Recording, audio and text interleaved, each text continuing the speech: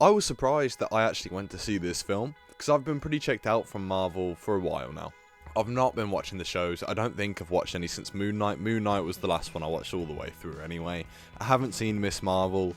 I didn't like the first Captain Marvel movie, and I didn't really like WandaVision that much. It started off really well, and then the ending really, I thought, was shit. But the thing that pulled me round was the fact that Nia DaCosta was directing, and she directed the last Candyman movie that was also produced by Jordan Peele, and so I was very interested in what she'd bring to a Marvel film. It's on the shorter side, and normally Marvel films are like 2 to 2.5 hours. This one's like an hour 30, an hour 40, I think. So I decided to go and give it a watch. And the trailers look like a ton of fun, and that's what this film is. It's such a fun time. So you can't be matched. Can't be controlled. It's not excellent by any means, but it's miles better than Captain Marvel and does not deserve to be flopping as hard as it is currently. The film is a successful sequel to the first, carrying on Carol's story and intertwining it with Monica, who obviously gained abilities in WandaVision, and having them forcefully brought into each other's lives was really interesting and actually held a lot of weight to it. Miss Marvel is also obviously brought into the fold after having her own show, which again I haven't seen, but I do like how they bridge the gap from her show to this film. It does fill in a few gaps for audience members who haven't watched the show, which was helpful for me. I really liked her introduction. It said a lot about her. It was really stylistic and really fun. I felt like I knew what I needed to know. However, I did still feel behind, but I felt like I knew the bare essentials. Although one thing I didn't have any clue about was Nick Fury. I don't fucking know what's going on with him. I'm not complaining, because I love Samuel L. Jackson in anything, and he was hilarious in this film, but I don't know what's going on with the character of Fury. I know Secret Invasion came out, I didn't watch it. I don't have a fucking clue. And it is moments like that where I feel how kind of behind I am and how disconnected I am from the MCU now, and that does hurt this movie, because I do just have times where I was questioning what is going on.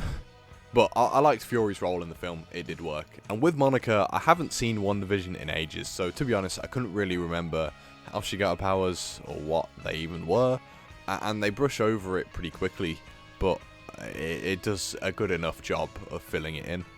The way all three main characters become intertwined with the plot and each other, I found really interesting and investing. Kamala meeting her hero and Monica reuniting with Carol, who once was her idol too, and Carol having to live up to both of these things, as well as dealing with the weight of feeling like she made a mistake in her first movie. There's a lot going on with each of these characters, and the way they relate their individual problems to connect them as a trio was great.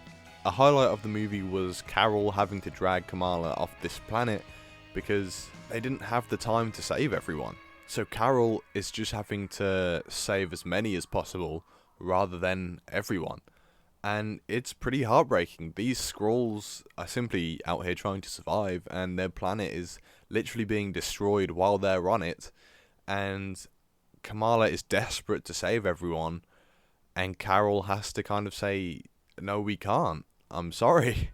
And this is kind of Kamala's realization of what being a hero can mean. And it's frightening for her, especially seeing her hero like this.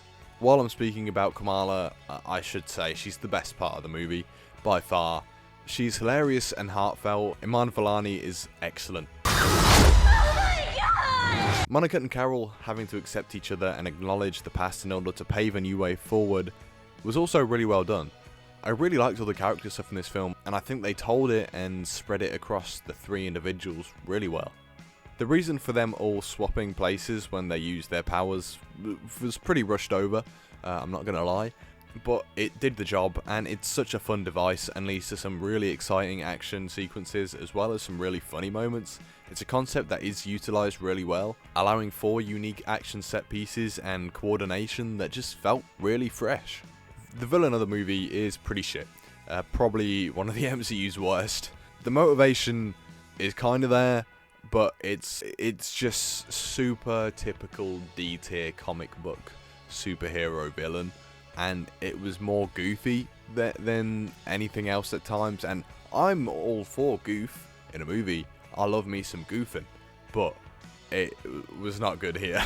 She was never really intimidating in the slightest, and I think she was written really poorly, and I also unfortunately think she was miscast, although I don't think many actors could have done much with that material.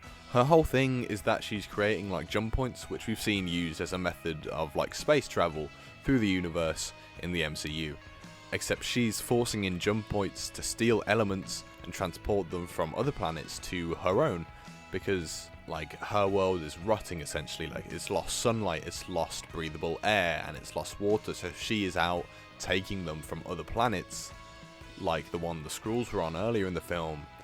And I don't mind that. Like, conceptually, that's pretty good, and it made for some good stakes and some tense scenes, but it's just so one note and frankly forgettable. In the climax of the film, she creates like a final jump point that tears a hole between time and space, or something like that. Anyway, so Monica has to go and fix it, but ends up trapped on the other side, and there was a really fun final act, but that didn't feel as earned as I think the movie thought it did. It treats itself like a big emotional moment, and I just didn't really feel anything, if I'm honest. I think partially because also the post-credit scene, whilst yes, Kelsey Grammer as Beast, Oh, I love what you've done with your hair. You too. great, but also it's not that one. It's a CGI version, but with Kelsey Grammer's voice and the X-Men theme tunes thrown in there. The fucking jangling keys are louder than ever. It's a really fun film, and as much as it is lacking in a few areas, and I do feel very behind on the MCU homework, and I will not be catching up on it, it's shot and directed really well, it's short and it's sweet, and it's just a really fun time with some really great character moments along the way as well.